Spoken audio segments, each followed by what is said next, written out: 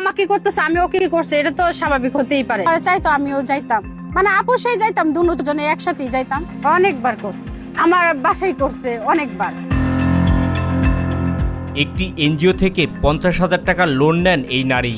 Loan নেয়ার সুবাদে মাঠকর্মী মশিউরের সাথে পরিচয় হয় তার। পরিচয়ের এক পর্যায়ে কিস্তির টাকা তুলতে স্বামী পরিত্যক্তা এক সন্তানের এই জননীর বাড়িতে নিয়মিত যাতায়াত করতেন মশিউর। আমি ওনার কাছ থেকে 50,000 টাকা লোন উঠাইছিলাম, মাসে 5,500 টাকা কিস্তি নিত মাস। সমিতির টাকা আনতে মনে করেন সন্ধ্যার পরে বেশিরভাগ যাইতো। হ্যাঁ, এনজিও তো অনেক সদস্যরা মনে করেন টাকা ম্যানেজ করতে একটু লেট হয়, এটা ওনাদের কোম্পানি থেকে আসে, রাইতে 10টা বাজলেও কিস্তি দিতে হয়। এরপর ধীরে ধীরে এই নারীর সাথে সখ্যতা গড়ে তোলেন তিনি। সখ্যতার এক পর্যায়ে সম্পর্ক গভীর হলে পরক্রিয়ায় জড়িয়ে পড়েন। কিস্তির টাকা ওঠানোর নাম করে নিয়মিত এই নারীর ঘরে প্রবেশ করতেন মশিউর। এরপর দুজনেই মেটাতেন তাদের শারীরিক চাহিদা। তো সেও তো আপনাকে ভালোবাসতো আসলে, নাহলে তা ভালো যদি ও বাইসে থাকে, ও তো আমার বিয়ের প্রতিশ্রুতি দিছে, তাহলে ও বিয়ে করলো না কেন? তো এই ভিডিওতে দেখা যাচ্ছে তো আপনিও তাকে কিস করছেন, সেও আপনাকে কিস করছে। ভালোবাসি দেখি তো, এটা তো হচ্ছে বিয়ের প্রলোভনা দেখাই তো। আবাসিক হোটেলে মশিউরে আমার সাথে দেখেন ব্যাক সাইডে শুয়ে রয়েছি, ভিডিও করতেছে, ও আমার ব্যাগের থেকে কি কি জানে বিভিন্ন রকমের ব্ল্যাকমেল আমার করছে সে, যে ভালোবাসলে অনেক কিছু দিতে হয়। তারপর আমি কি করব, ভালোবাসা টানে দিলাম, তারে দেওয়ার পরে এখন সে অস্বীকার করে আমার বিয়ে করব না। এক সন্তানের এই জননী দাবি করেন স্থানীয় লোকজনের পরিচিত হওয়ায় এবং কিস্তির টাকা উঠানোর কারণে নিয়মিত তার বাড়িতে যাতায়াত করলেও প্রতিবেশীরা বিষয়টি সন্দেহের চোখে দেখেনি। না, প্রতি মাসে একবার আসতো না। ও মনে করেন আমি যে জায়গায় থাকি ওইটা পুরাটাই তার কেন্দ্র ছিল, ওই পুরাটা কেন্দ্র থেকে সে মানে টাকা কালেকশন করতো। তখন মানে কালেকশন করার পরে পরে আমার বাসার দিকে হয়ে যেত। আর ও আমার বাসায় ঢুকলে মানুষের মাইন্ডও করতো না কেন, কারণ সবাই তো তারে চিনে, এর জন্য মনে করেন সে আমার বাসায় গেলে এটা অনেকে মাইন্ড করতো না।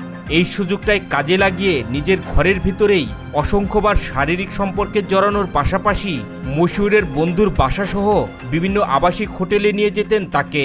এসব জায়গায় নিয়ে গিয়ে পরক্রিয়া প্রেমিকের প্রমাণস্বরূপ তাকে নিয়মিত কাপড় খুলতে বাধ্য করতেন তিনি। একাধিকবার, অনেকবার করছে। কোথায় কোথায় করছে? আমার বাসায় করছে অনেকবার, কিস্তি চলে আমার বাসায় গেছে। তারপরে মাইমাসিং তাজমহল রোড, ওখানে গাঙ্গিনাপাড় না কি জানি বলো, ওখানে হোটেল আছে, ওখানে নিয়ে গেছে 3-4 বার।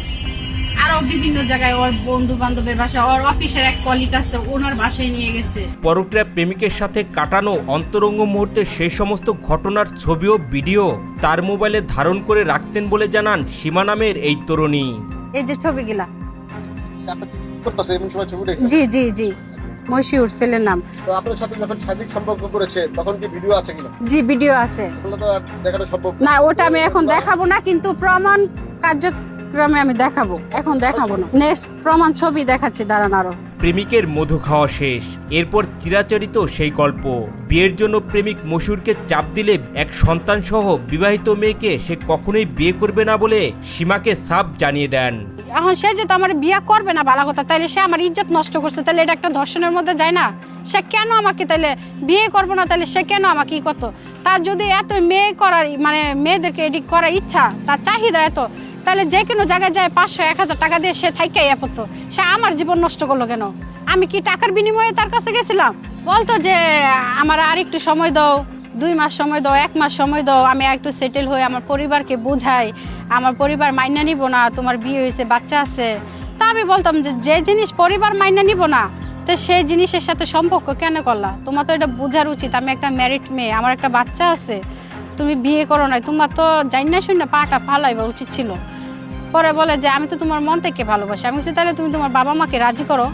পরে হ্যাঁ বাপ মার সাথে কথা কয় না। তারপর আমি তার মোবাইল থেকে তার বাবা মার নাম্বার নিছি, নিয়ে তার বাবা মায়ের পর্যন্ত আমি বলছি যে দেখেন আপনার ছেলের সাথে আমার একটা সম্পর্ক হয়েছে, আপনার ছেলে আমাকে বিয়ে করতে চাইবে, আমি ওকে ভালোবাসি, আপনারা আমাদেরকে একটা সম্মতি দেন বা গ্রহণ করেন। তখন ওর বাপ মার উল্টাপাল্টা ব্যবহার করে, বলে যে ছেলে তেজ্য করে দেবে, এই করবে সেই করবে। তখন থেকে সে আরো পিছায় গেছে। এই তরুণী জানান বিষয়টি মশিউরের পরিবারকে জানানোর পর আপোষ মীমাংসার কথা বলে তাদেরকে ডেকে নেয়। প্রেমিকের কথায় সরল মনে সেখানে যাবার পর তার উপর শারীরিক ও মানসিক নির্যাতন করা হয় বলে অভিযোগ তার। স্ট্যাম্পে স্বাক্ষর দিয়ে সেখান থেকে কোনো রকমে প্রাণে বেঁচে ফিরেছেন বলে দাবি করেন তিনি। বলতেছে যে তুমি কই? আমি কাছে আমি ফুলবাড়ি, আমি তোমার বাড়িতে আসতেছি। তুমি আমার বিয়ে করতে হইব। আচ্ছা আচ্ছা ঠিক আছে, সরাসরি আমার বাড়িতে হইতো না, এটা আমার মান সম্মান ক্ষতি হবে, তাহলে আমার এক বোন জামাই যাইতেছে, তুমি ওনার সাথে ওনার বাসায় যাও, পরে ওই বাসাতে তোমার বিয়ে করে আমি নিয়ে আসবো আমাদের বাসায়। তো ওর বোন জামাইয়ের সাথে ওই বাসায় গেছি, যাওয়ার পরে আমি আর আমার এক মামাতো ভাই ছিল জহিরুল ইসলাম, তো দুজনরে আটকেছি রুমের ভিতরে, আটকায়া আমাদের কাছ থেকে স্টাম্প নিছে, কইতাছে যে তুমি মশুরের যত ভিডিও ফুটেজ আছে ছবি টবি সবকিছু ডিলিট করে দিবা, ওর সাথে কোনো যোগাযোগ করতে পারবা না। হ্যাঁ, আর যদি আমাদের বিরুদ্ধে যায় যদি কথা বলো তাহলে তোমাদেরকে মাদক দিয়ে ধরাই দিব 2 ভাই বোনের। তখন যেহেতু আমরা এক জায়গা থেকে আরেক জায়গায় গেছি, একটা ভয় তো আতঙ্ক থাকতেই পারে। তারপরে উনাদের প্রস্তাবে রাজি হইয়া স্টামে সিগনেচার দিয়ে কোনো রকম ঘর থেকে বের হয়েছি। এই ঘটনায় তার পরিবার এবং সমাজের কাছে মুখ দেখাতে পারছেন না বলে জানান এই তরুণী। বলেন তার পরিবার তাকে ঘর থেকে বের করে দিয়েছে।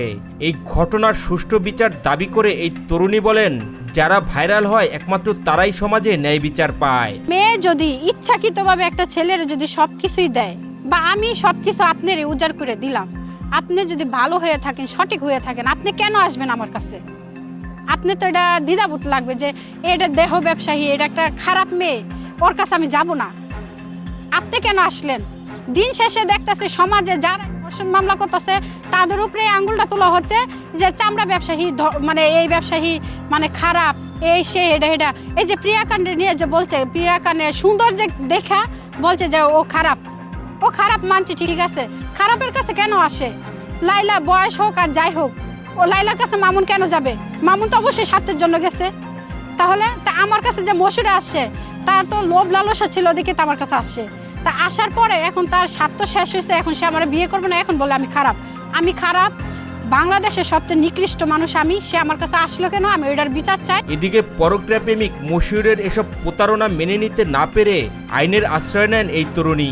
আমি আইনগত পদক্ষেপ নিচ্ছি, নেওয়ার পরে এটা আদালতে এফআইআর দিছে।